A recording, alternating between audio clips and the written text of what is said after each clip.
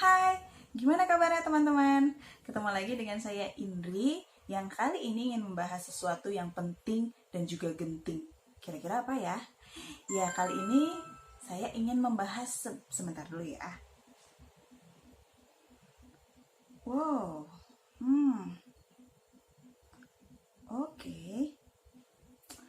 Well, barusan saya baru dapat info yang memang sedang marak disebarkan di negara kita ini, dan gak lupa juga diberi tipsnya untuk menangani atau menghadapi situasi yang sedang mengkhawatirkan tersebut. Dan di bawah dari info tadi juga ada semacam ancaman bahwa saya harus segera menyebarkan info itu, jika tidak saya bisa terkena bahaya. Kira-kira apa yang harus dilakukan ya? Haruskah kita segera menyebarkannya?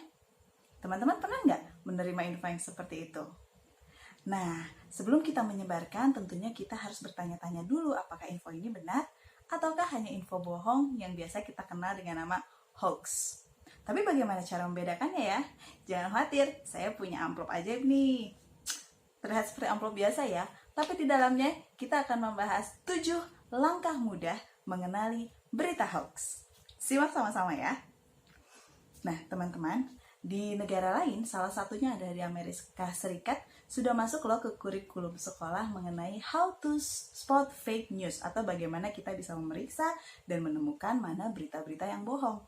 Karena di era digital saat ini, siapapun dari kita, siapapun kamu teman-teman ataupun saya sendiri, juga bisa membuat berita apapun tentang apapun dan menyebarkannya sesegera mungkin di dunia maya. Nah, masalahnya tidak ada yang memfilter atau menyaring berita tersebut benar atau salah. Jadi yang bisa menyaring hanyalah kita sendiri. Yuk kita simak bagaimana sih caranya kita bisa menyaring apakah info itu berita yang sahih, berita yang benar, ataukah berita hoax. Ada 7 langkahnya ya, kita simak. Yang pertama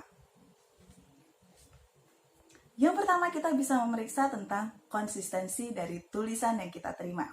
Misalnya broadcast atau artikel, kita bisa melihat apakah cara penulisannya itu konsisten, apakah cara penulisannya itu banyak singkatan, ataukah ada tanda baca yang berlebihan, seperti misalnya tanda seru yang terlalu banyak, atau koma-koma-koma atau titik yang tidak pada tempatnya.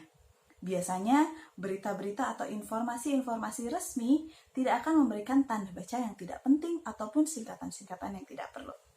Itu langkah yang pertama. Langkah yang kedua,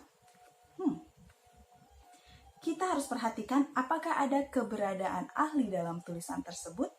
Jika memang membahas tentang kesehatan, maka harus ada dokternya misalnya.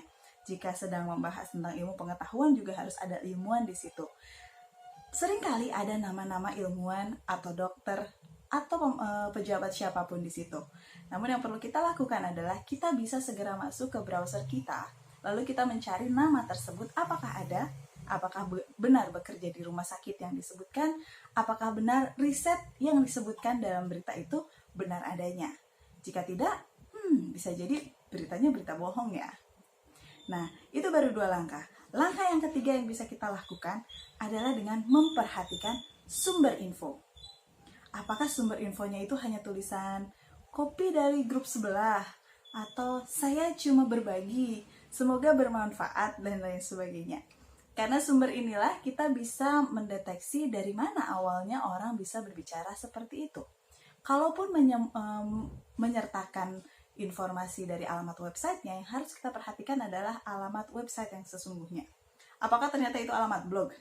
Tentu kita tidak bisa menelusuri kebenarannya. Namun jika memang itu berita tentang cuaca misalnya, kita bisa percaya jika itu dikeluarkan oleh bmkg.go.id misalnya.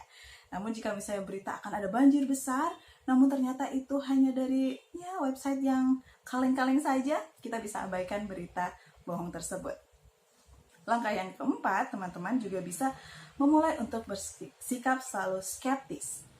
Sikap ini yang sangat diutamakan saat kita menerima informasi. Kita harus selalu curiga, bertanya-tanya, apakah benar? Apakah betul? Tapi bukan berarti kita menjadi tidak percaya sama orang yang memberikan berita itu. Bukan berarti kita memutuskan silaturahim dengan orang itu, tapi kita bertanya-tanya, fokus kepada informasinya. Jangan sampai juga gara-gara orang yang mengirimkan berita adalah orang yang kita percaya, lantas kita langsung percaya begitu saja dengan informasi yang diberikan. Tetap skeptis, bertanya-tanya, simpan dalam hati dan mencari sumbernya atau informasi yang benarnya seorang diri. Kita bisa browsing atau bertanya kepada langkah yang kelima, yaitu mengkonfirmasikan kepada ahli. Jika misalnya teman-teman menerima informasi bahwa suatu saat nanti akan ada kejadian di mana matahari dikelilingi pelangi, misalnya seperti itu, pelangi berbentuk lingkaran, lalu akan ada kejadian ini dan itu, maka akan langkah-langkah sangat baiknya jika misalnya teman-teman langsung mengkonfirmasikan kepada ahlinya, kepada ahli astronomi misalnya. Jangan bertanya kepada tukang-tukang yang lagi lewat di depan ya, nanti nggak akan nyambung, berita bohongnya malah jadi semakin menyebar. Konfirmasi kepada ahli sekarang gampang. Sudah banyak website, sudah banyak sosial media yang membuka diri kepada awam untuk bisa bertanya sebanyak-banyaknya. Cari tahu ya. Langkah yang keenam yang kita bisa lakukan adalah membaca lengkap informasi sebelum share. Karena kadang kita menemukan beritanya sangat menarik hati di paragraf-paragraf awal, namun ke bawahnya ada beberapa ancaman-ancaman seperti tadi. Jika tidak menyebarkan, maka Anda akan begini-begini. Kalau Anda menyebarkan, Anda akan mendapatkan keuntungan. Wah, itu namanya surat berantai versi modern. Zaman dulu sudah ada loh, tapi tulisan itu dimasukkan ke kolong-kolong pintu rumah kita.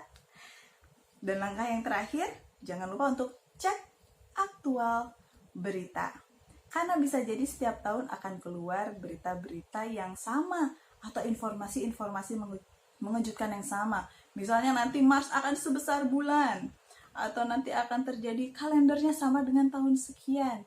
Ya, itu terjadi setiap tahun. Jadi bisa jadi pun kita melihat ada berita banjir dan akan kaget, ternyata itu berita 19 tahun yang lalu. Selalu cek aktual berita.